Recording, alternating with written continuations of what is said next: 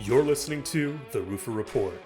Tune in for exclusive interviews with roofing experts and insights from leaders who walk the walk. Grow with Roofr, and your host, Pete McKendrick. Hey everybody, welcome back to The Roofr Report. I'm your host, Pete McKendrick, and I'm going to shift gears a little bit here today. We've been talking about a lot of things. We had our CEO, Richie, on here earlier this year, talking about kind of trends in the industry and what we have going on with our product.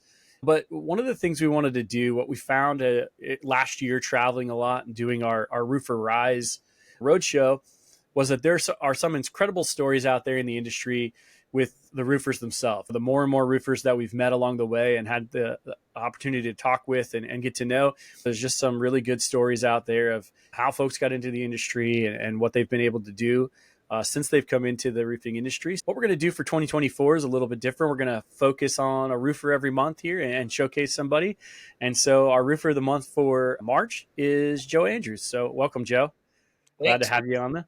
And give you a minute here to introduce yourself and the business and let us know what you guys got going on.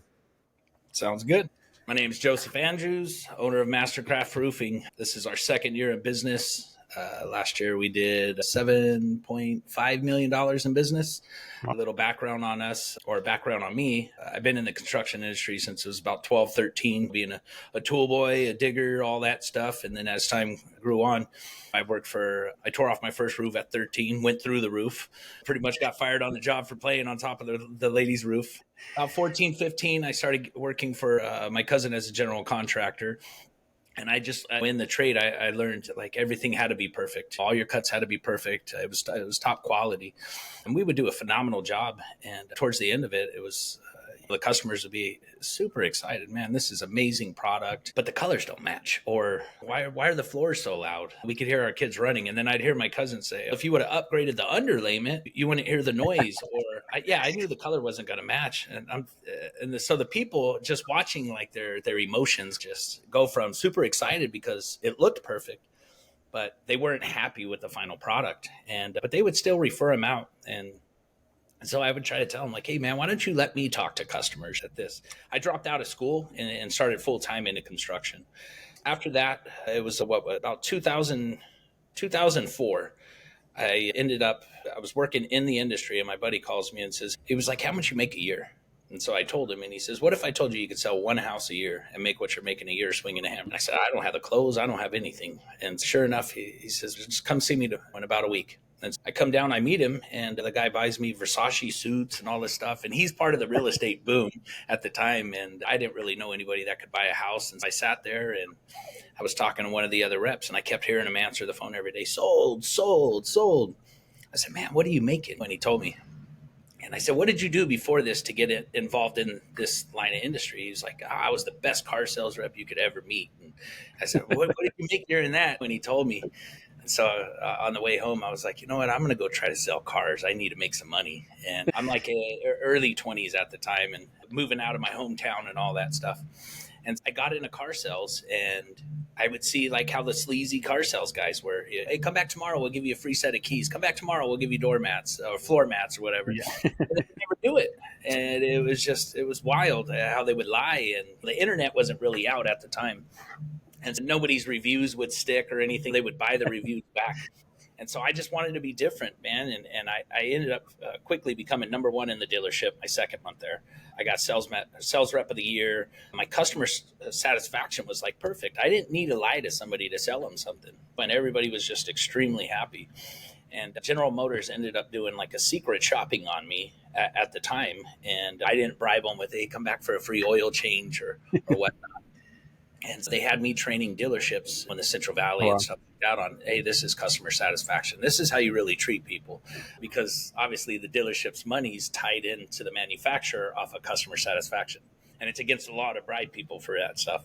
And so the economy crashed. I didn't know what to do at that point. So I bounced around from security, and I was really good at security for talking to people off the cliff from fights and stuff like that at a bar. And then I got into door-to-door sales for Comcast, and I literally crushed records on that. And I just loved talking to people and understanding how somebody's brain worked. And I knew which route I could take with the conversation that was going to mess them up or not. And so I ended up going from there into solar or as a closer for a solar company. And so I really liked that. And I worked for one of the big companies that's still around today towards the end, because the company I started with was one of the really high priced, high pressure close. And when I started at the second company, it was like the first, I landed a bunch of projects, and then all of a sudden the rain came and every single one of them's leaking. I said, like, this is horrible. I can't put my name on this, you know? And they wouldn't send somebody out to fix the leak or anything. And I've always felt an attachment to somebody. If I sit down at your table and I give you my word, hey, don't put your trust in me. If my company's not going to back it up, I'm going to drop doing whatever I'm doing at that moment to go out there and back it up myself, even if I'm just a sales rep. And so I left that company and started for a whole home improvement company. And we were very competitive at the time in pricing. It was a hard close company, and a one-call close company, should I say. And I broke company records there, number one in the whole company out of 50-something reps. First year there, second year there, I got it again. But the owner started getting really greedy, and hey, roofing prices went up. And so instead of roofing prices going up $10-15 a square, it went up $600-700 a square.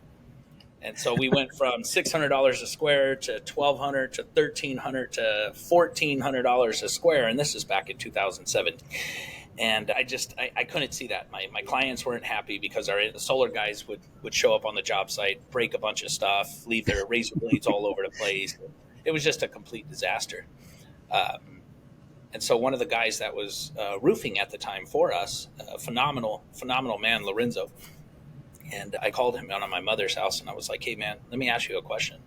What would you charge me for my mom's house, my mother-in-law's house, to get re-roofed? And when he was going to do it anyways. And so when he told me, I said, man, why don't you let me join your company and go direct to consumer? It's something I've always wanted to do.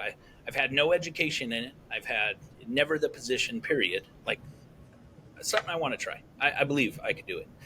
And we started off with nothing in 2018. And I shadowed him every single day, nonstop. And I learned, and I just kept absorbing everything in 2018. By 2019, it was probably 8 months later, we already made a name for ourselves, even though the company's name was horrible. The company's name was ANBE Roofing, ANBE Roofing. It made no sense at all. I would crack the jokes when I went out to people's house. They were, what in the world is that name? Oh, name's Andrews. My fiance's last name's Bergman at the time. And so I would tell them, they would crack up, and I would tell them, our service is phenomenal. Our name's pretty stupid, but don't worry about it. And man, we just kept growing. And next thing you know, I noticed the relationship with installers. And that was a big thing. Like, a lot of sales reps don't have a relationship with the installers. The installers hate the sales reps hate the installers. And it's just a big fight. The sales reps overpromise, and the installers are pissed off about it, excuse my language. And so I ended up connecting with the guys and realizing, like, hey, man, they're sitting on the job not getting paid for this, or whatever the case. I'd buy them food, and I created like a family with them. If I was on the job site, hey, can we fix this little line right here, or can we do that? And from there, the company, just the reviews kept flying in over and over and over. I didn't have a marketing budget at the time, and I'm getting the company up to $7 million within 3 years. And that's just off of referrals, word of mouth. And it's all direct to consumer, no financing offered, nothing, where all the other companies said it wasn't possible, you know? And we hit Master Elite through GAF. We hit Mark of Excellence, Triple Mark of Excellence, President's Club, like back on back. And I pretty much got out of solar at the time when I was doing that. And from there, I was one of the big tech companies reached out for a re-roof project. And at the time, GAF was offering, this was at the time I actually met Richie. Richie was sending us a message, and it was right when GAF created their measuring tool. And Richie says, hey, man, I'm starting this stuff up, and I'm curious, would you be interested on drone pictures and creating your own measurements? And at the time, I didn't have time for it. I'm a sales rep. I'm a general manager. I'm a production manager, just all over the place, and commuting 2 hours each way to go to work. And so I just told him I don't have enough time for it right now. And so we'll go back to that one. And so as time went on, me and the active owner of the company went to buy into the company. We were going to take over the company, just me and him. The silent owner says, hey, buy me out. I want to move. No problem. sold my house, prepared for everything, and the guy pretty much stole all the money and ran. Burned all the employees, burned all the suppliers, burned everybody. And at the time, I didn't know what I was going to do. I'm completely out of money. The attorney's like, hey, we could possibly save it by this or that, all these different things. And the attorney looks at me. He's like, man, you built their company. Why don't you build your own? It's like, I don't know how. And he goes, grabs his computer. He's this grumpy old man. He sets his computer down. He starts typing. He says, what do you want to name it? And I'm looking around. I probably shouldn't say this on the podcast. Mastercraft Boating, if you're listening, don't. I kept coming up with name after name after name, and I couldn't find anything, man. It was rough. It was like I'd come up with the name, Taken. Yeah. And so we got through buying a Mastercraft boat, and loved the boat. And so I'm looking at the hat Mastercraft. That kind of has a little hing to it. And so we came up with, I said, Mastercraft Roofing. He's like, that's got to be Taken. And he starts typing it in. He's, oh, matter of fact, it's available. So we launched it there. And Nice. at that time, he says, listen, here's your time to take all the good contracts and just take all the good contracts from the company and move forward. But all the bad contracts where the guy would call customers and say, hey, we need your material payment now, even though the material wasn't due. But people were panicking. Hey, okay, we want to get our project installed. So they would pay their material or whatever the case. And he took all the money and split. Wow. And there was nothing at all we could do about it. Like he locked us out of our emails. We had Job Nimbus at the time, and locked us out of Job Nimbus. And we couldn't call people to say, hey, listen, don't give them money. Don't do this. Don't do that. And so he says, all the bad contracts you want to leave behind. And I looked at him. I was like, Mark, listen, man, my name's on the line here. If I'm taking the good, I'm taking the bad. I said, he's like, you'll be out of business in 6 months. I said, if I go out of business in 6 months and at least clear my name in the industry, I'm fine. I could go get another job somewhere else and keep going. And he's like, suit yourself. And so we launched the company. I install roofs for just massive. I'm running the credit card just for materials. Pacific Supply, going back to it, they ended up. We had an account with them. Instead of them giving me the account pricing, they charged me full retail on all my material. And we'll give it to you a credit on your next one. And so it was like my first 4 jobs. I completely lost money on it. At the time, because we lost all our money in the house and all that stuff, we didn't really know what was going to happen with our living situation. And so when we moved into our place, we paid 6 months in advance rent. And now the 7th month is due. We just finished our first roof. And if I take a check from the customer, it's going to be a 14-day hold. What do we do? And so I said, listen, I'll cover the credit card fees. Just go ahead and pay it. And so I could get the money right away so I could pay my rent and live another month. And I got 4 kids at the time. And so sure enough, next thing we collect the money and hurry up, pay my rent. And then we started to panic a little bit, but all the projects started flying in from us installing a roof that we're $15,000 negative in. That lady's like, I cannot believe. She knew the whole story. She filed a claim against the guy's bond and everything. And I would sit at people's tables with them and try to explain everything, just bawling my eyes out. I don't know what to tell you. And I see a wife holding a baby or talking to somebody on the phone, and you hear the baby crying in the background, and they're like, hey, Joe, when's our project going to start? I didn't have the heart to tell them, hey, listen, your money was just stolen. Nothing could happen out of this. And so, just the relationships I made with keeping my word and moving forward with their project and installing it just completely ignited me in the industry. When we launched, it was review after review was coming in, and they were all organic. I did not ask anybody for a review. I never asked somebody, hey, can you give me a 5-star review? I want something honest at that point. Hey, Joe, where should I give you a review? I let them know I'm not guiding you for anything, period. But we launched from there. We actually, there was issues because we were installing a solar and roof combo kit it was called Decotech. And so some of the employees, some of their friends, we installed their roof, and now liens are getting popped on their house from that old company. And so when we started Mastercraft, I worked with a supplier getting the liens removed. I paid off material that I wasn't making a penny off of.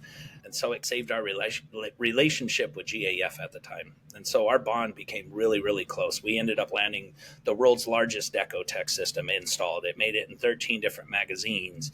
We started helping them with research and development on the Timberline solar. We did the very first Timberline solar install.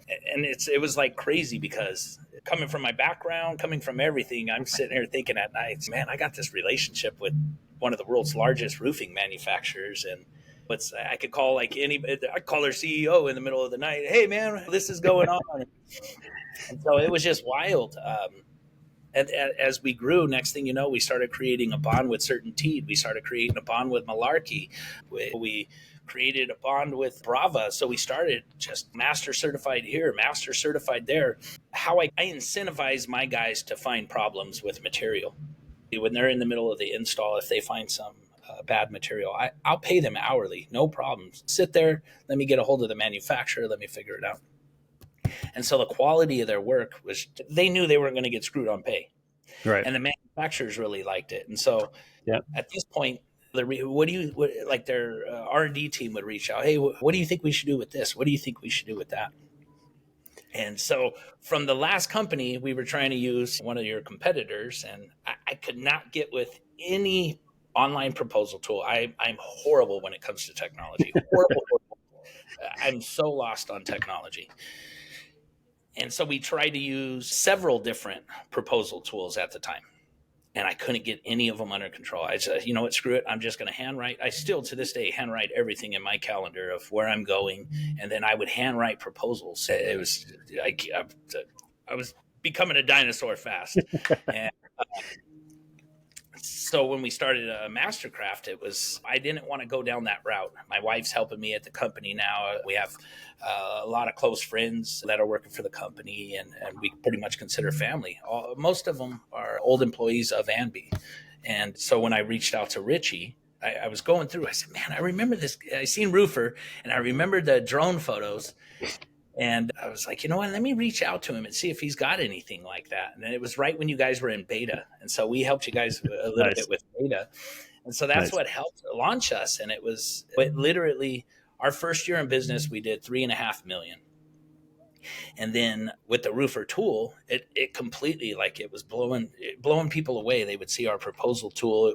We put a picture of my family on there with a little story of it. Yeah. And just the feedback we were getting was amazing. And we started noticing it was like deals closing overnight. And so we just kept growing and growing and growing. And last year with you guys, it pretty much doubled our production from the year before. And we didn't really do anything different except go with the proposal tool, and it was easy for me to use. I could go on and edit stuff. And so that's how we are here today. Yeah. No, it's really interesting. And what I think is really good is it's funny, over the course of Rise, we had a speaker, Ben Morrow. You probably know, if you've seen him online, he owns Roof Tiger, right? Great branding. He's tiger striped everything. But one of the things that he does is he talks about how people don't trust contractors, right? Like the homeowners don't trust contractors. And the theme through you talking about like all these jobs that you did is that you developed trust, right? Like you leaned hard on the trust factor rather than like you said, even in the used car sales section of your life there, you didn't have to lie to sell somebody a product. And I think it goes so far. And I think it's a part that's drastically overlooked. And I think even you talking about, there's obviously the debate of like, hey, do we bring our installation crews in-house? Do we go subcontract out? And there's this trust factor between the sales and the installation that never really like lines up. I think that's probably, like, as you were telling your story there, like the biggest theme that I found is like you've really leaned hard on the like, hey, let's build this trust with everybody, and the rest will come. Like the success will come from that if people trust us and people believe in us, all the way up to the relationship with GAF, right? Like obviously GAF, a huge company dealing with a lot of contractors, could probably have given that job to any number of people in your area, but they trusted you with it. And I think that goes a long way, right? And I think that with your homeowners especially, it's obviously something that you guys have leaned heavy on, right? Yeah. It definitely is. When I'm training the new hires and the sales reps and even the installers. So I pay the installers a bonus at the end of the day. After you've been paid for your job, I'm going to pay you extra to get off the job and walk around and make sure all your nails are perfect. All the ridge caps are straight. And if something's wrong, they know I'll pay them to go back and fix it. It's no problem. If it becomes a problem multiple times, it changes. Sure. I tell all of them, my installers, hey, imagine this is your mom's house. Imagine this is your grandma's house. Like how perfect would you do this roof right now? The sales reps, I let them know, hey, at the end of the day, treat this as if it's your mom or your grandma. Hopefully you like your mom or grandma, but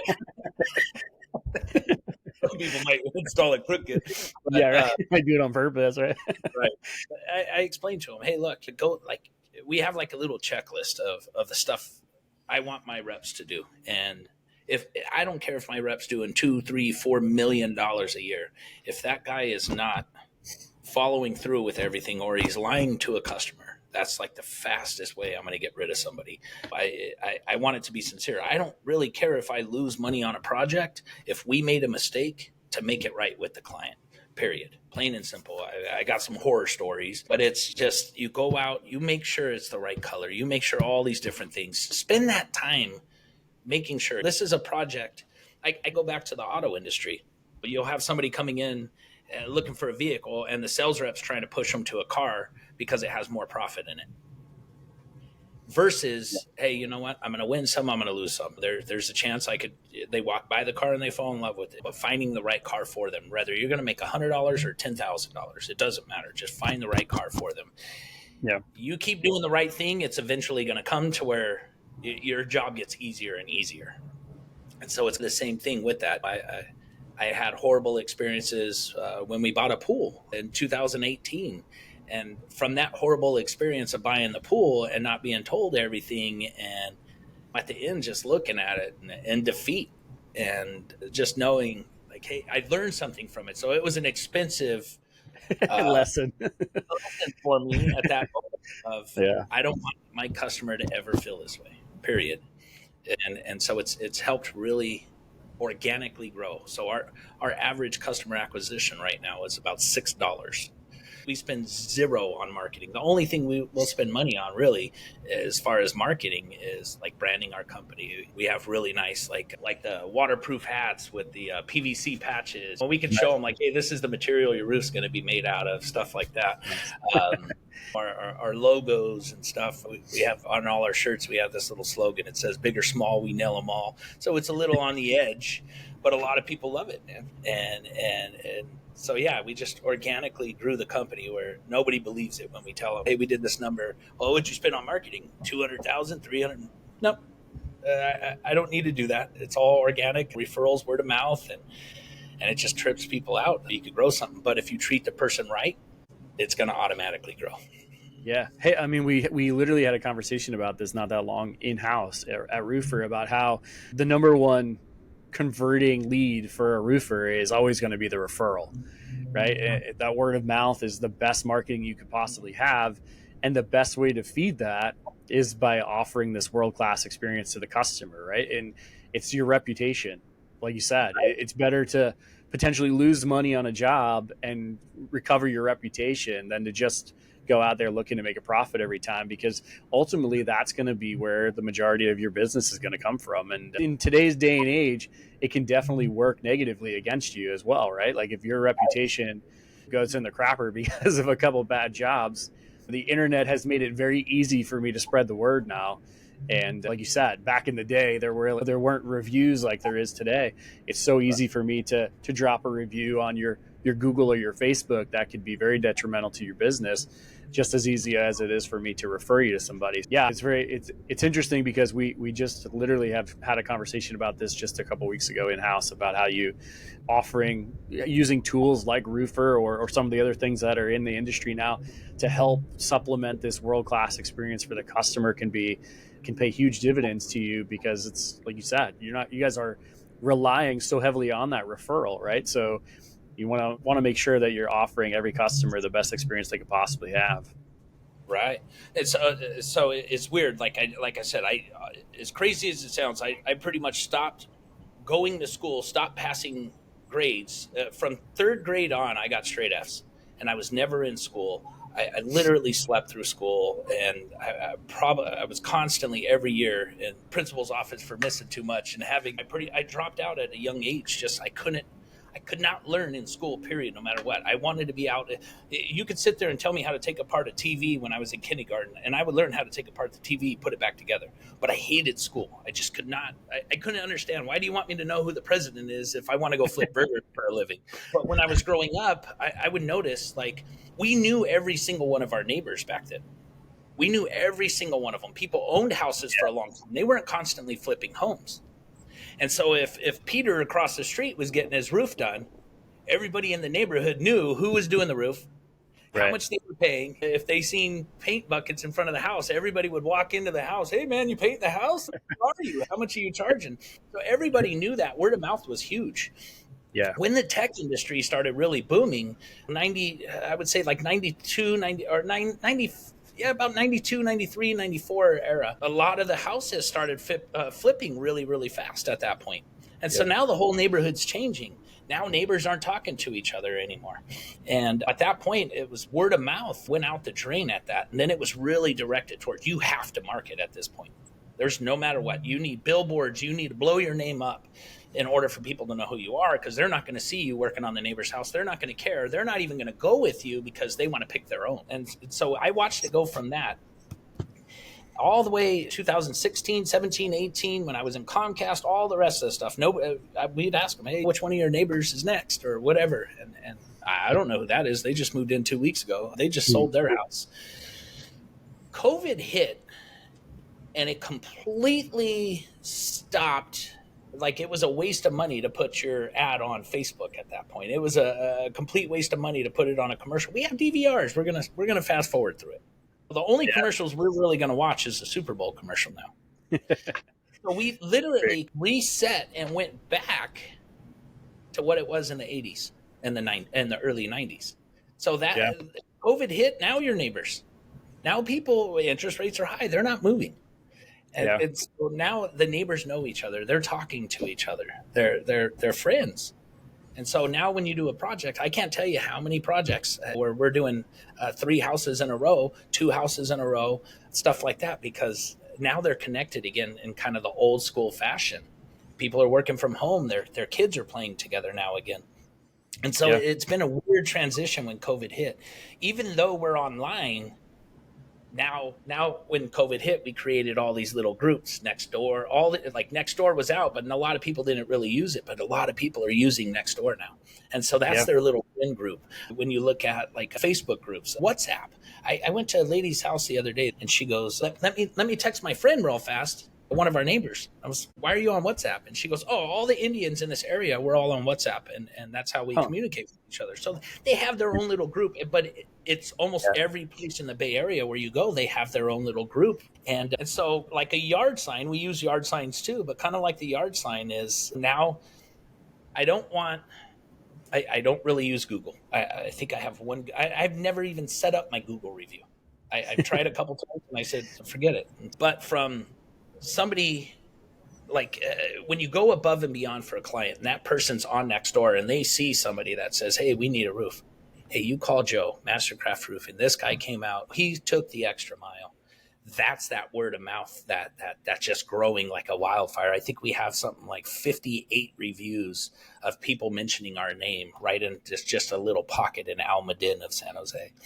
And so, but transitioning with the industry like that. And it's weird just because I sit back, I was talking to Gaff about solar. Hey, I think solar is going to collapse in California right now with kind of what's going on. It's going to stop for about a good year. No, it's not going to do that. Now we have this wave coming. And so I don't know. I guess I just spend too much time just like overthinking everything on that stuff. But most of the time it pans out pretty good. No, it's interesting because I often talk about how I live in a small town in New Jersey, and we have like that, like you said, we have there's a Facebook page for the town. It's essentially like a community Facebook page, and it's where everyone goes if I need a painter or I need a roofer to do a repair. I'm asking in there, and there's one guy who gets suggested usually the most. I know I could say he's done probably 4 or 5 houses on my street alone, right? Because of that. Because he's just getting referred by the neighbors. And it's like you said, it's gone back to the old way of doing things a bit. Yeah, we're doing it digitally, but we are still like sharing that information with our neighbors. We have another user on Roofr, Amanda Vinat from up in upstate northern New Jersey. She uses a Facebook group that's a women's Facebook group for moms. And she became like, she got her name out in that group. It has like a ton of members. I think she actually helped build the Facebook group. And then she uses that to push her business a little bit. And now it just organically has grown inside that group, just people suggesting her inside the group. There's lots of ways to do the referral and the word of mouth now. And it's interesting to see how, like you said, we've transitioned back to the old way of doing things, even though we're using a digital way to do it, where it's more of an old school spreading of the word than the TV commercial or the billboard nowadays. So talk about a little bit about the future for you guys. What are you guys looking to do here moving forward in over the next couple of years with your company? How much are you guys looking to grow? How many people do you guys actually have on staff now? So right now we're up to 27 full-time or 28 full-time employees, and we're up to, so we sub out all our gutters and we sub out tear off. And then we have the 1, 2, 3, 4, 5. All of your installers are in-house. Yeah, all our installers are in. We had one crew that we would sub stuff out to if it was out of town. So we cover a crazy area. Are you familiar with California? Not much. A little bit, not much. We're central California where I live, and my company's the Bay Area, San Francisco area. Okay. And Tahoe is probably a 3.5, 4, or no, I'm going to say probably a 6-7 hour drive from San Jose.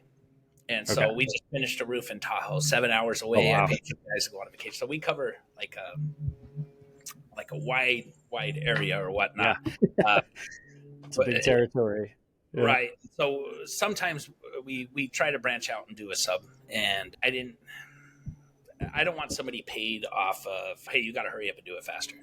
Like, we pay piecework to a degree. We pay a really high piecework, but we also throw in hours and bonuses in there. So we pay our guys a little better than most companies around. But switching back to what our goals were, for the first time, I've never had to do insurance work in my life. Every time I tried a tree came down in Boulder Creek, a little city up here that's up in the hills, and the lady wanted me to help her with a quote. And so I wrote the quote for, like, hey, this is the system I'm going to sell. And insurance denied pretty much all of it and said, oh, no, we won't do that. We want to use this cheap material. We want to use that cheap material. And it doesn't make sense. Why would I charge you extra to use garbage material? You know, you're getting upgraded for less money than you're paying. And the lady's like, yeah, no, we're done. I said, how do you expect me to make a profit off it? And the lady was like, we're not worried about profit or overhead or anything like that. So I couldn't fully comprehend it. Screw insurance. And so GAF actually reached out to me, my rep, Sean, and he says, hey, man, you ever thought about getting into insurance? And this is when we were scaling down the company last year in January, February. We were worried, hey, man, we're slowing down big time. We might have to start letting some guys go. I think we were at 16 employees at that time. And he says, oh, man, we got some bad storms coming. We're going to have a lot of insurance work. I said, Sean, I'm not doing that crap. No, it's too much work, not enough pay. I'm just going to keep it going this way. And he's like, I think you really need to listen to somebody. And so I sat down and talked to this guy, and he was one of those slick tongue guys. He was super fast talking, but something intrigued me about it when he was saying, I'm in Arizona doing $20 million a year, and I've only been in business X amount of years, but there's a lot of insurance work. I'm the only insurance guy out here. And I said, yeah, but like, what kind of insurance work am I going to do? A tree falling down? Like, I don't want to work in the hills. And he says, no, man, look for wind. I said, we have like 25-mile-an-hour winds. And so about 3 weeks later, we get hit with a 100-mile-an-hour wind. And it literally, as I'm driving down the road, I'm watching a roof fly off, another roof fly off. And so GAF hired like a big attorney that would overlook one of the large insurance companies' policies and say, hey, this state has this or this state has that. And so I completely jumped into insurance work at that point. And I started learning the laws here and all the different stuff. And all of a sudden, I probably did $1.5 million in insurance work last year alone, my first year doing it. And so it's just completely,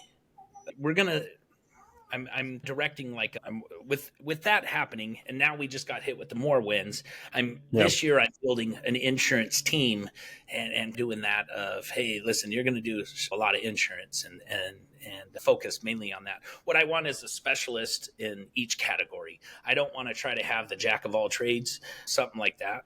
But yeah, I'm bringing next week. I have an insurance guy coming in from Utah. That's going to help lead the insurance industry, the insurance side of everything. But yeah, it's just we're going with that.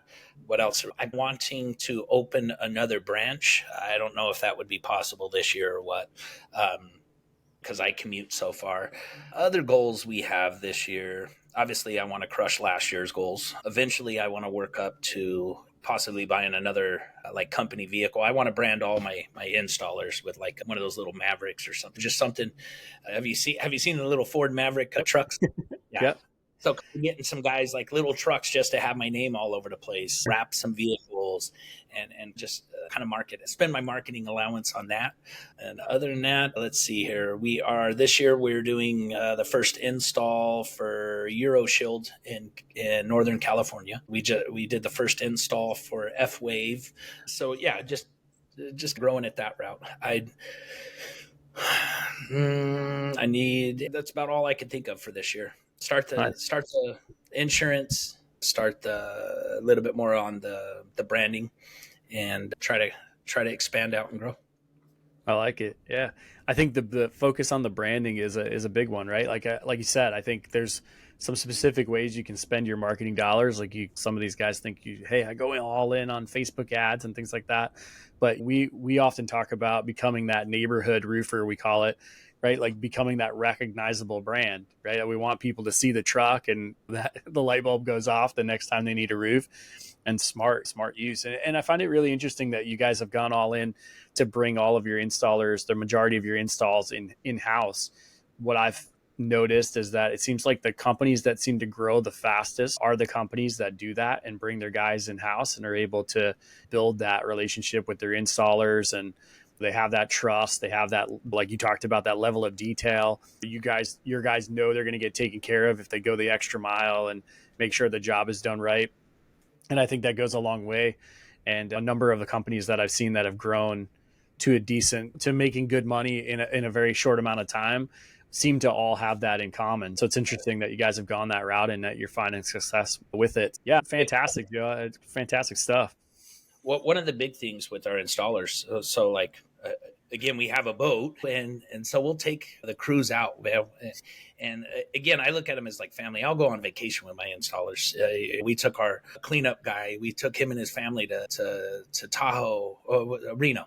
We took him to Reno, paid for his family stuff. It just showed him, hey, man, we appreciate you. Like he's sick right now, going through heart problems. And it's at that point, I feel for his family at that point. We bought him, took care of him pretty much.